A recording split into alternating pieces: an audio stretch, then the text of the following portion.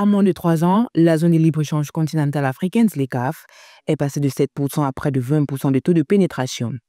Une avancée accélérée par la foire commerciale intra-africaine IATF, devenue un carrefour de contrats et de partenariats.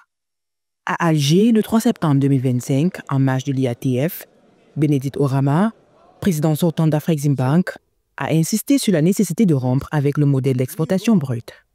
Pour lui, l'avenir passe par la transformation locale de matières premières, comme le cacao rendu possible grâce aux parcs industriels.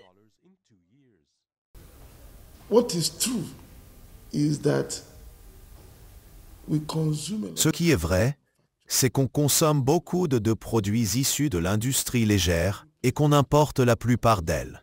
Si on veut remplacer ces denrées importées, on doit trouver un moyen de les produire. Si on veut passer de la commodité à la manufacture, du cacao au chocolat, il faut miser sur la transformation. Pour les produire, on a besoin de l'infrastructure. C'est pourquoi nous investissons dans les parcs industriels. You need the infrastructure to produce. And that's why we went into the industrial parks. Malgré les avancées, le commerce intra-africain plafonne à 200 milliards de dollars, loin du potentiel de marché de 1,3 milliard d'habitants.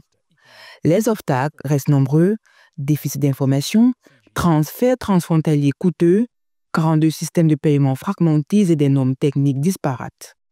Pour y remédier, Afreximbank mise sur des solutions concrètes. Le PAPS, un système de paiement panafricain capable d'exécuter un transfert en 7 secondes, l'harmonisation de 435 normes stratégiques, des centres africains d'assurance qualité implémentés au Nigeria, au Cameroun et au Kenya, ainsi que des plateformes numériques pour donner de la visibilité aux entreprises sur les marchés voisins. Nous avons créé le Centre d'assurance de qualité d'Afrique. Ce qu'il fait, c'est de construire des centres d'examination, d'inspection et de certification. Ceux d'entre vous qui vivent au Nigeria peuvent se référer à l'État d'Imo ou aller du côté de Kaduna. Nous avons des antennes relais au Cameroun, au Kenya et aussi au Bénin.